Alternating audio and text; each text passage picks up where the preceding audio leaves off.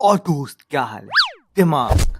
आपने कई बार सुना होगा कि ये इंसान कितना इंटेलिजेंट है, इसका दिमाग कितना चलता है, और ये सोचते होंगे कि यार काश मैं इतना इंटेलिजेंट होता।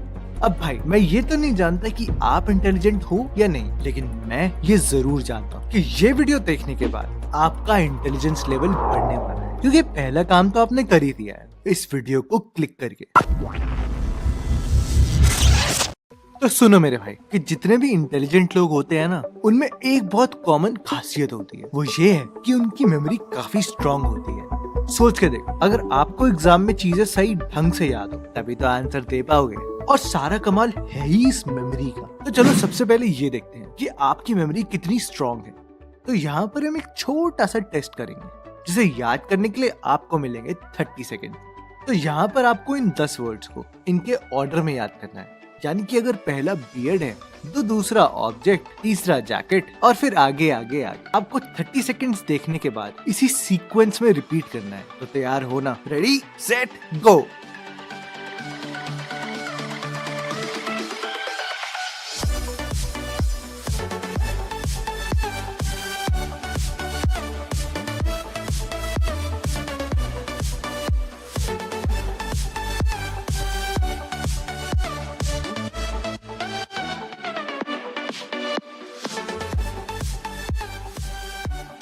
जल्दी, बहुत कम टाइम बचा है और ये टाइम खत्म।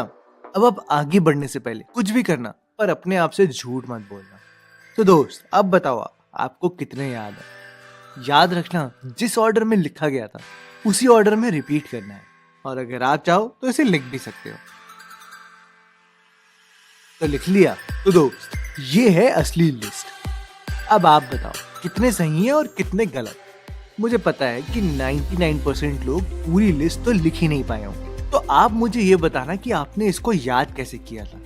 आप में से कई लोगों ने इसको विजुलाइज करने की कोशिश जरूर करी होगी। बियर्ड में बियर्ड फिक्स कर दी होगी, कोई दाढ़ी वाले इंसान को देख लिया होगा, ऑब्जेक्ट में कोई ऑब्जेक्ट सोच लिया होगा, जैकेट में जैकेट पहना दी होगी। इस तरीके से याद करने की कोशिश आप में से कई लोगों ने करी होगी, और मैं जानता हूँ कि विजुलाइजेशन से याद करना एक बहुत अच्छा तरीका है। पर क्या यही सबसे बेस्ट तरीका है कोई भी चीज को याद करने का? हाल ही में ओहायो यूनिवर्सिटी की एक रिसर्च में ये पाया गया कि लोग किसी भी चीज को याद करने के लिए ज्यादातर विजुअलाइज ही करते हैं और उसे अपने एक्सपीरियंसेस से जोड़ने की कोशिश करते हैं। अभी तो आपने उसी मेथड को रेप्लिकेट करने की कोशिश करी। जैसे फॉर एग्जांपल, अगर आप अपनी लाइफ में कोई भी ट्रिप पे जाते हो या कहीं घूमने जाते हो, आप खुद देखना, आपको वो ट्रिप हमेशा अपनी जिंदगी भर तक याद रहेगी। पर ऐसा क्यों होता है दोस्त? ऐसा इसलिए होता है क्योंकि वो आपके लिए एक एक्सपीरियंस है, आप उस एक्सपीरियंस को फील करते हो। और डॉक्टर स्टीवन हंटली के अनुसार ये आपके ब्रेन के लिए एक मेंटल एक्सपीरियंस है, यानी कि आपका शरीर, आपका दिमाग, आपके सारे सेंसेस उस चीज को फील करते हैं। और ऐसे कोई भी ट्रिप पे जाना आपकी रोजाना जिंदगी से थोड़ा सा हटके होता है, तो वो एक नया एक्सपीरियंस होता है। तो अब इस वीडियो में मैं आपको एक नया एक्सपीरियंस कराता हूँ, आपको एक नई चीज बताता हूँ, जिसको जानने के बाद आपका जिंदगी के लिए नजरिया ही बदल जाएगा। यकीन नहीं होता ना? बस मुझे 1 मिनट दो। 1 मिनट के लिए ध्यान से, बहुत ही मन लगा के मेरी बात को सुनना, और सुनने से पहले अपनी आंखों को बंद कर लेना। बस 1 मिनट। तो शुरू करें। तो एक बार क्या होता है कि आप सुबह सुबह उठते हो, और आप सुबह उठते ही खिड़की से बाहर देखने जाते हो, और बाहर देखते ही आपको दिखता है एक बहुत सुंदर इंद्रधनुष। क्या दिखता है? इंद्रधनुष।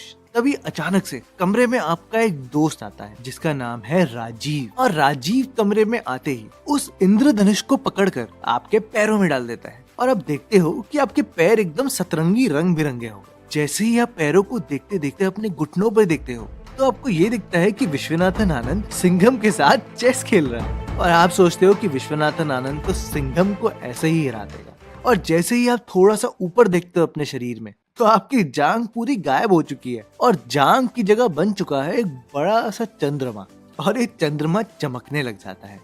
एकदम से आपके पेट में होने लग जाती है गुड़गुड़ गुड़गुड़ गुड़गुड़ गुड़गुड़, और आपका पेट पूरा फट गया। पेट फटते ही पेट से बाहर कौन आता है? नरसिम्हा। वही जिसने हिरण्यकश्यप को मारा था ना, वही नरसिम्हा। आप नरसिम्हा को बोलते हो कि हे नरसिम्हा, मेरे पेट को प्लीज जोड़ दो, इसको वापस पहले जैसा कर दो।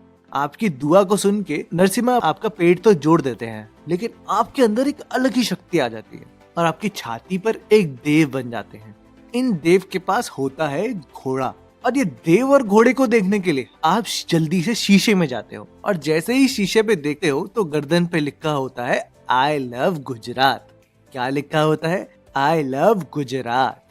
और जैसे ही आप कुछ बोलने की कोशिश करते हो तो आपके मुंह से बिहारी निकलने लग जाती है। तो आप बोलते हो ई का हुई कबा, अरे हम तो बिहारी बोल रहे हैं। और परेशान होकर आप एकदम से अपने सर को पकड़ लेते हो और आपने सर में पहनी होती है एक पगड़ी, यानी कि अब आप एक सरदार बन गए हो। और अपनी शक्ल को देख के इतने परेशान होके आप चीख के बोलते हो मित्रों मुझे बचा लो। क्या बोलते हो? मित्रों मुझे बचा लो। तो दोस्त, ये कहानी थी तो बहुत ही अजीब, लेकिन बहुत हटके थी। और अगर मैं आपसे ये कहूँ कि इस छोटी सी अजीब सी कहानी से मैंने आपको हमारे देश के पिछले 10 प्रधानमंत्री रटवा दिए, क्या आपको यकीन होगा? यकीन नहीं होता ना? आज रहस्य भाई कुछ मजेदारी देंगे। तो सुबह सबसे पहले आपने क्या देखा था? इंद्रधनुष, यानी कि इंदिरा गांधी। कमरे में एकदम से कौन आया था? आपका दोस्त, जिसका नाम था राजीव, यानी कि राजीव गांधी। राजीव ने इंद्रधनुष को पकड़ के आपके पैरों में डाला, जिसकी वजह से आपकी नजर घुटनों पे गई। और घुटनों पे चेस कौन खेल रहा था? विश्वनाथन आनंद और सिंघम, यानी कि विश्वनाथ सिंह, वीपी सिंह। उसके बाद आपकी जो जान थी उसमें बन गया था चंद्रमा, यानी कि चंद्रशेखर। फिर एकदम से आपके पेट में हुई थी गुड़गुड़ और पेट से बाहर कौन आया था? बिल्कुल सही, नरसिम्हा, यानी कि पीवी नरसिम्हा राव। और एकदम से आपकी छाती पे बन गए थे देव, जिनके पास था एक घोड़ा, यानी कि देव घोड़ा। और एकदम से जब आप शीशे में देखने गए थे तो गर्दन पे लिखा था आई लव गुजरात, यानी कि आई के गुजराल। और मुंह से निकल गई थी आपकी बिहारी, यानी कि अटल बिहारी वाजपेयी। और आखिर में आपने सर पकड़ा था तो आप बन गए थे सरदार, यानी कि मनमोहन सिंह।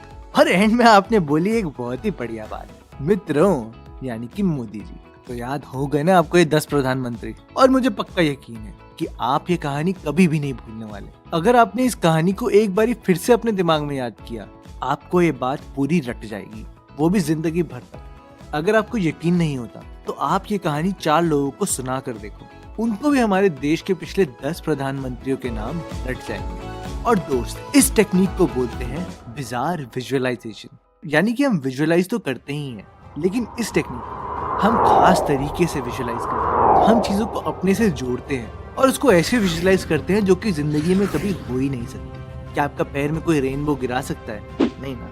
और यही आपके ब्रेन में आपके सारे सेंसेस को छूने की कोशिश करता है, आपको एक फीलिंग देता है, जिसकी वजह से आप इस एक्सपीरियंस को, जो कि इस केस में एक कहानी है, उसको आप हमेशा याद रखोगे। और अगर इसी तरीके से आप पढ़ोगे ना, तो मुझे पता है कि आप अपने पेपर के आखिर के 14 दिनों में पढ़ के भी बहुत ही अच्छे मार्क्स ला सकते हो। और मैं रहस्य भाई आपको हेल्प करने के लिए ऐसी और वीडियो जरूर लाऊंगा। और अगर आप